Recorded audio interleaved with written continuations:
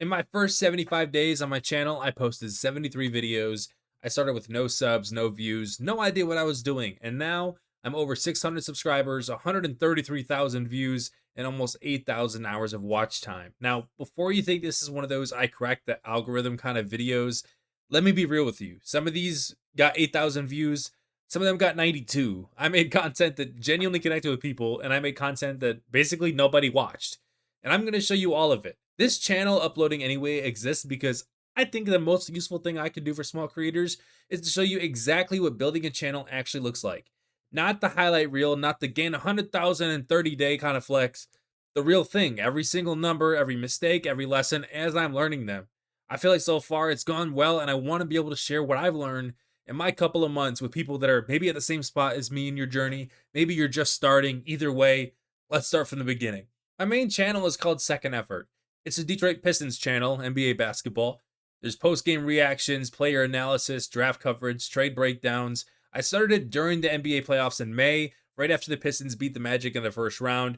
I was stressed out. I was trying to, figure out who I could talk to about the Pistons, and not a lot of my friends are as into the Pistons as I am. So I wanted a place where I could talk about it.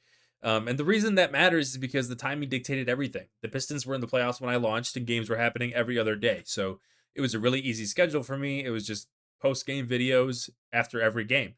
And here's what those videos look like numbers wise. Game 1, 92 views. Game 2, 102. Game 3, 112. Thought I was getting somewhere. Game 4, we're back to 90. And then game 5, 143.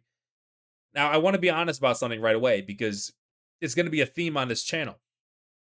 Those numbers, they don't look great. And at the time, you know, I was okay with it, but it felt kind of bad. I was hoping that more people would find it, but the reality is nobody knew I existed. Nobody was searching for Second Effort Pistons recap. I was just shouting into an empty room. So, were those first videos failures? I don't think so, but we're going to come back to that later in this video. For the first couple of weeks, this is what my daily views looked like. They were pretty flat. Some days I'd get 5 views, some days it was 50. I was posting almost every day and basically nothing was happening. Then around May 20th, something shifted. This video, Pistons finding Kate as co-star, ranking Pistons major trade targets, got over 8,000 views. At the time, I had around 50 subs, and I got 8,000 views on 50 subscribers. So that was really awesome. 2 days later, I said, you know what? I broke down the big stars that could be out there for a trade. Let me do some low-key trade targets.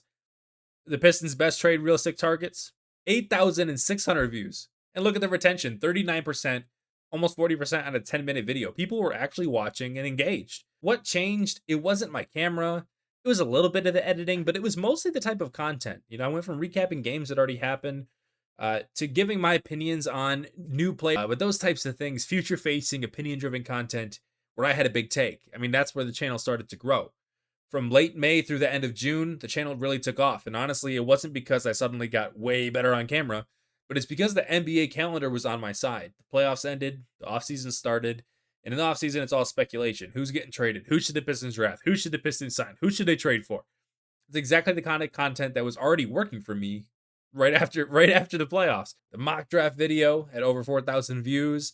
The Tyler Hero trade breakdown with my guy Czar, over 6,000. The draft itself, I did a live reaction when we picked Ibuka Okori. I got over 2,000 viewers live, and we had like 200 at one time. I was blown away, honestly. And then the draft night and the days after, June 26th was my single biggest day. Over 6,500 views in one day. Isaiah Stewart got traded.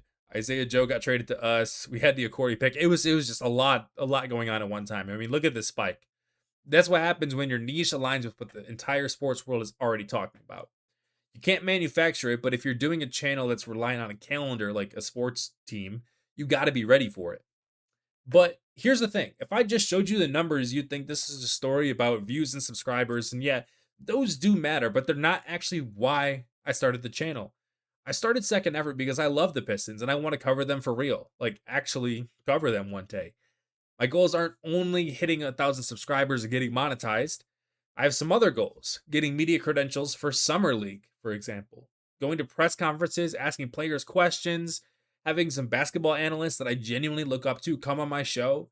And I've already started doing that. I had a couple of great analysts on my show already, and a couple of great people around the Pistons community.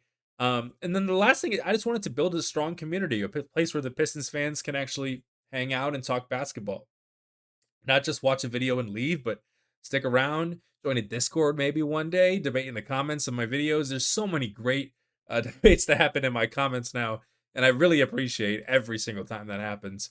As long as people they're being respectful. But those goals are what kept me posting when the numbers were small. Because when you're getting 92 views on a video, you spent hours editing and scripting and recording. You need something beyond the analytics to keep you going, right? The subscriber count doesn't capture the first time that a respected analyst out there says yes to coming on my show. It doesn't capture the first time that someone in my comments says that I changed their mind about a player. It doesn't capture building something that you're actually proud of. I call these the non YouTube metric victories. It's like non scale victories when you're losing weight. The number on the scale isn't the only sign of progress. And if that's the only thing you're watching, you'll quit before the results catch up. So here's where things stand right now. I'm at 609 subscribers. I've been fluctuating the last couple of days. 73 videos in about 2.5 months. 133,000 total views. My biggest video ever. Every Pistons Summer League player in 60 seconds has over 11,000 views. That was a format that no one else in Pistons YouTube was doing, and it connected. And we'll talk about why in a future video. The channel's grown, the community's growing. I've had incredible guests on, but I'm also at a crossroads because the NBA calendar is slowing down right now. Playoffs, draft, free agency, summer league, it was nonstop. That's why I did 73 videos in 75 days, but that pace is not sustainable, especially now that I'm running this second channel on top of it. So one of the things I'll be documenting on this channel is figuring out what's the right pace and what does it look like when the content isn't being handed to me by the NBA schedule every single day. Over the next few weeks, I'm going to break down the specific lessons, what I learned from those early 100 view videos, how I figured out what my audience actually wanted, the mistakes I made, and the one concept that I think every small creator needs to hear about, but nobody's really talking about.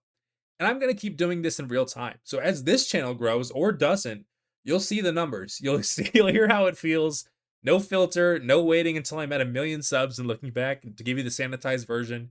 This is what actually it looks like to grow from a channel from 0 to wherever it ends up. And I'm going to keep showing you on this channel as it happens. If that sounds like something you'll want to follow along with, please subscribe. I'll see you in the next one.